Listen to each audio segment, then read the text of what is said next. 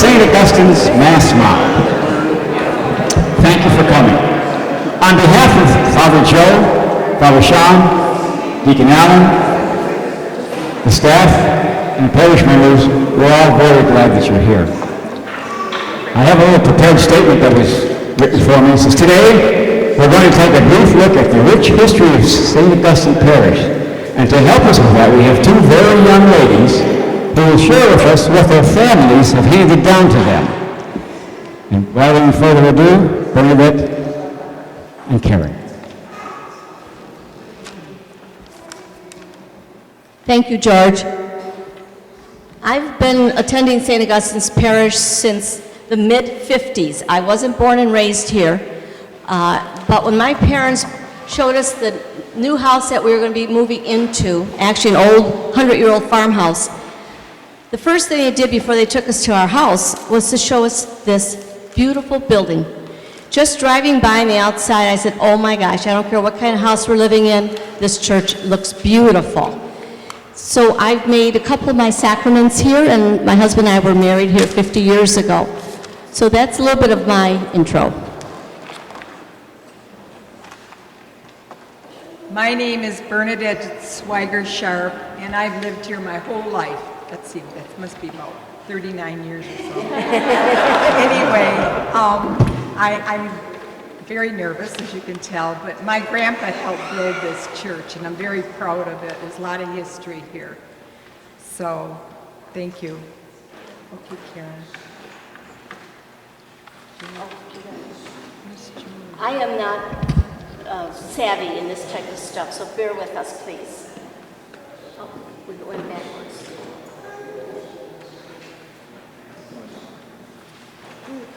Peter Paul Lefebvre was bishop from 1841 through the Civil War until 1869. Bishop Lefebvre was succeeded by Bishop Caspar Borges, who remained Detroit's bishop until 1888. During the 47 years, the bishops Lefebvre and Borges headed the Detroit Archdiocese. The diocese grew at a rapid pace. In 1841, there were only 28 churches. There was only 28 churches in the whole area. This grew to 84 by 1887. Catholic schools in the diocese grew from 12 to 60, and the Catholic population increased from less than 75,000 to 116,200 people. From 1886 until 1918, Bishop John Samuel Foley headed the diocese. He was Detroit's first American-born bishop, and his 30-year reign remains the longest for the Archdiocese. Immigration to Detroit during this period was mostly from Europe. Many of the first settlers to our area were the German descent. Beginning in 1833 until the present, which is 182 years, the Archdiocese of Detroit has been served by 10 bishops, of which there was 5 bishops, 1 archbishop, and 4 cardinals. In 1833, we had Bishop Risi, and then succeeded by Bishop Lefebvre, Bishop Borges, Bishop Foley, Bishop Gallagher, Cardinal Mooney, Cardinal Dearden, Cardinal Shaka, Cardinal Maida, and His Excellency Archbishop Ellen Henry Vigeron.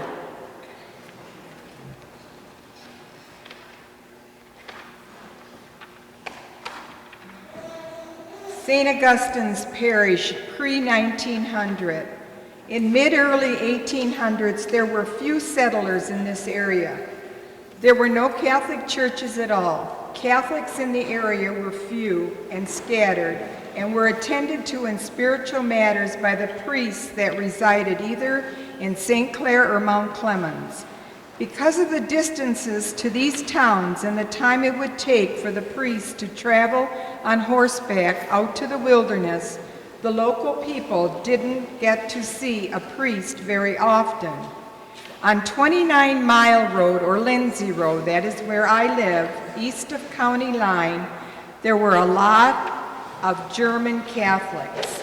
And west of County Line, there were a lot of Irish Catholics. In fact, in the papers it said they called Lindsay Road Sullivan Road. So I thought that was interesting. Okay, a group of German Catholic families had settled in the western half of Casco Township in St. Clair County and were attended to by Father Theophilus Bussi during his pastorate at Immaculate Conception in Anchorville. After much pleading by the people of the area, Bishop Lefebvre decided there should indeed be a church built. In 1868, the bishop purchased a plot of land from Francis Palms. The land was located in Section 17 of Casco Township. The timber on it was used to build St. Mary's Church, which was ready for services in July of 1870. Well, Francis Palms was married to a Native American woman, and he owned a lot of land years ago. In fact, they said he was one of the richest men around. He married the Indian chief's daughter.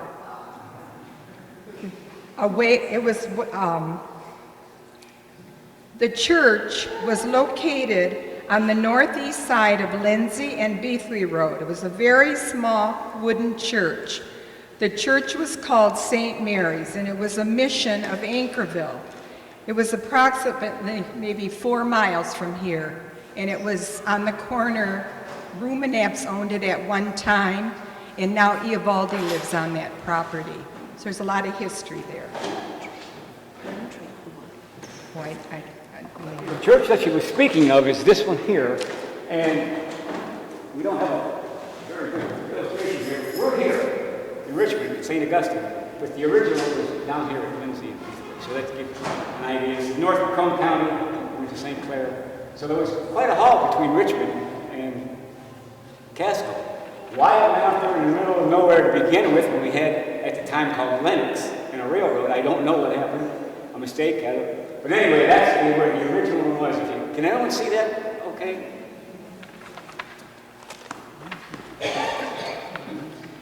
If you're looking at, you can see anything on the screen. The population really started to grow from 580 to 841,000 as of 2010.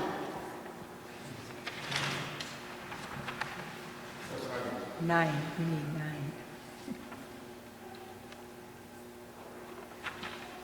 There, okay. The church stood about 3 miles from the village of Lennox on the northeast corner of what is now Beasley and Lindsay Road in St. Clair County. It was known as the Little Church in the Woods. The Casco Church could only be reached by horse and buggy, providing the weather was cooperative. After the establishment of St. Augustine's Parish, this church was dismantled in 1897. So the church stood there for about 27 years. The German settlers always utilized everything. During the week, the church was used as a school, and then on the weekends, a church. I remember my father talking about it. And the kneelers, he commented, were awful to kneel on. They were rough, but they didn't have, their wood was kind of rough. And in 1897, the church was dismantled.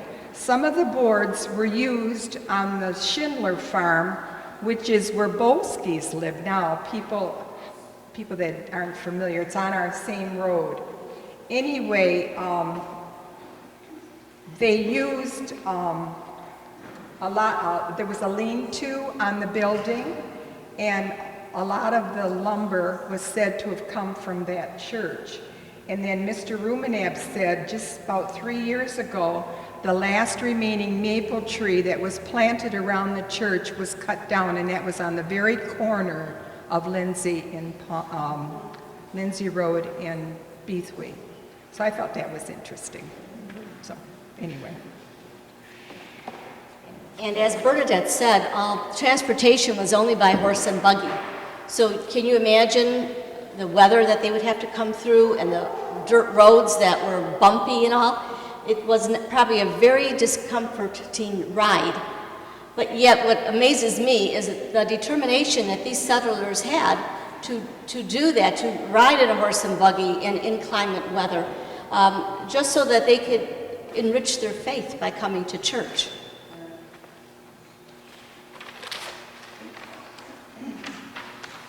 Prior to 1880, our area was administered by 3 missionaries in Macomb County, being Lawrence Kilroy, Aloysius Lambert, and Benedict Gary, who were common visitors to the community. Those in the north part of the parish attended the church in Columbus, and those in the south part of the churches would be Anchorville, which was Immaculate Conception, and in New Baltimore, which is now St. Mary's Queen of Creation. Father Kilroy later retired to Columbus Township, where he served until his death. He is buried in a cemetery in Columbus Township. In the late 1880s, Mary McCarthy opened her home in Lenox to the priests and laity of the area so the people and priests could enjoy the sacraments together on a more frequent schedule. By so doing, the priests could use the rail transportation and maintain a schedule of masses for the people in New Haven, Richmond, Lenox, Columbus, and Smiths Creek.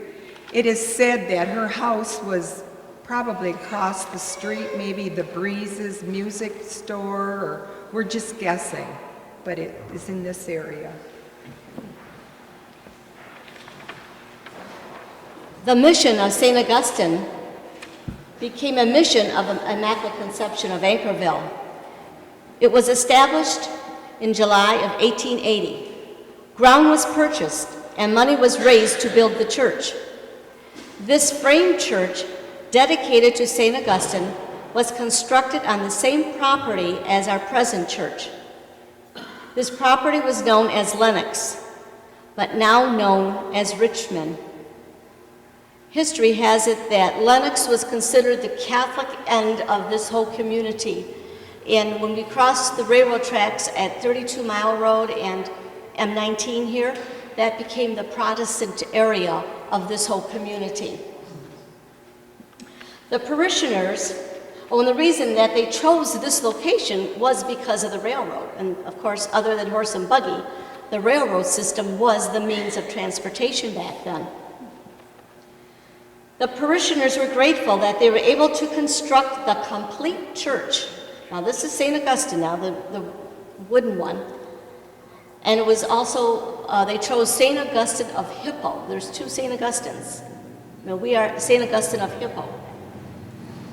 Well, when they constructed this new St. Augustine church, or the first St. Augustine Parish church, they completed it at a cost of $5,000. And were able to do so without borrowing any money.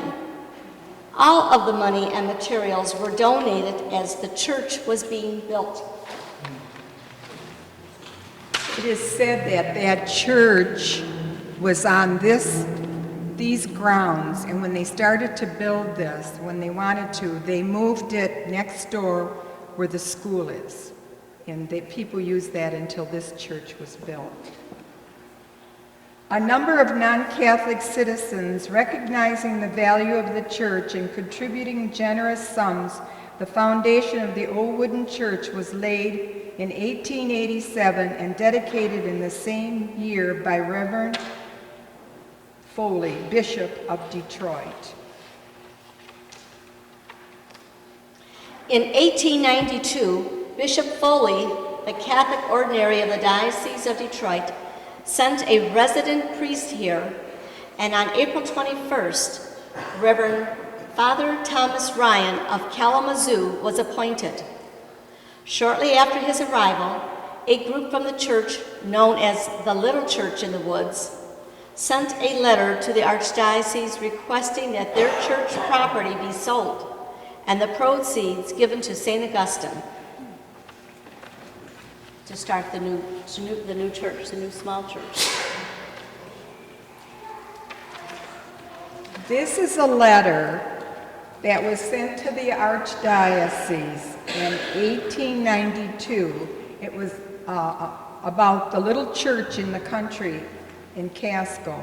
The letter was sent to the Archdiocese asking the church property be sold and the proceeds given to St. Augustine's. And if you look down to the fourth signature, this was a great uncle of ours. His name was Mike Swigler. He signed that letter, the fourth name down.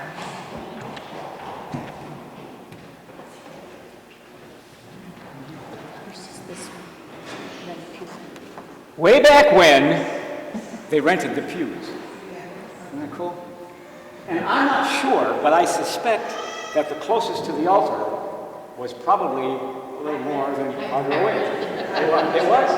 I thought maybe somebody had passed that down. We were thinking about doing that again, and Father Joe realized that the premium seats would now be closer to the door. How polished can you get? George, there was a picture right before the student thing. There was another picture, so like we skipped by. Right? And I thought there was No, another picture. there we go. That's the one. This was a close call. If you look, 1893, 122 years, we paid the pastor an annual salary of $350. Annual? We were worried Father Joe was going to still be here and see that and wonder why the Archdiocese hadn't given our priest a raise. Luckily, he got out of here before this popped up. Okay, where are we going now? Well, we saw the annual report and we saw the pew rental. Okay. Some first and facts from the parish records. The first marriage in this building then, wasn't that this? No. No. It was, is it this building? No. It's the other wooden building, the other wooden structure. The marriage was with Joe Brandel and Catherine Cook in 1892, and the presider was Father Ryan. The first baptism was Clarence Bauman in 1892 by Father Ryan. First confirmation, they had 36 candidates, and that also was in 1892. And they must have did sacraments a little bit different because it wasn't until 1906 that they had 23 children make their first Holy Communion. And the pastor then was Father Schroeder.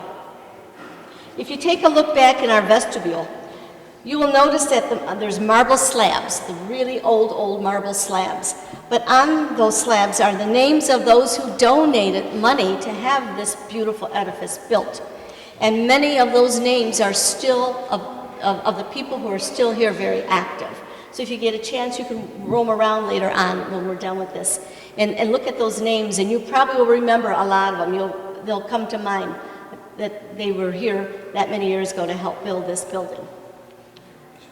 We're back to the pew rent. Here, that's okay. Years ago, each family had to pay pew rent, and I could remember our family always sat in the middle, about 3/4 of the way back on Mary's side. And the restroom in the back, which we have now, was a very holy place. There was a baptismal font in there, there was a grotto in there, and a beautiful crucifix. And then from there, it changed to a cry room, and now it's a restroom. But anyway, one of the rooms in the basement next to the furnace years ago was used as a chapel during the week for morning mass, and mass was at 6 o'clock. Can you imagine? Because the heat from the furnace, like in the wintertime, kept that room warm, and that's why they used it. And I believe that, anyway, that's what they said. When construction on the present church was begun, St. Augustine Parish had grown to 200 families. These folks wanted to build a new church, one that would not only accommodate the 200 families, but one that could serve the growing population. They wanted to make sure the church was constructed from only the best materials. They also needed to keep the costs down. This was a farming community, and primarily still is, even though we're considered a bedroom community. We have many people in our parish are still farming for a living. So in order to build a sturdy building and one that would last, the solution that satisfied both requirements of to keep the cost down and using best materials, they decided stone. Stone would be the best thing for this building. The farmers had plenty of it. It was piled in all four corners of every farm field around. And also, when they were building this church, they built a couple of stone outhouses because there was no indoor plumbing.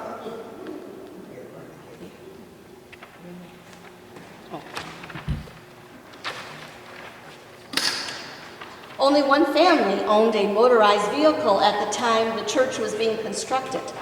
That vehicle stayed very busy. It was the only thing able to haul all the sand and gravel to the work site. However, that vehicle couldn't make it out of the gravel pit by itself. Each time it went down into the pit to be loaded, it had to be pulled back out by horses. My grandfather, Jacob Swiger, helped build this church. He was born in 1864 and died in 1948. One of the windows over there by the Mary's altar was donated by Jacob and Lucy Swiger. In 1905, Father Schroeder, our priest then, took Father Ryan's place as a pastor. He was here some 30 years. The window over the altar was donated by Father Schroeder, and the chalice that our priests use now was his. It belonged to Father Schroeder. And the men that gathered, when this church was built, I don't understand this, but they said in the towers, so the towers wouldn't lean, they brought in timbers to support it, and John Knapp said that they're still in there. He's gone up in the towers, but so that the stones wouldn't tip or the towers wouldn't tip. Okay. Next slide, George. The dedication, I'm sorry. It needs to be remembered that the people were truly loving, dedicated in this parish, in the daunting project at hand. The weeks upon weeks that they spent doing back-breaking work as they gathered up the stones and brought the church property is indeed remarkable.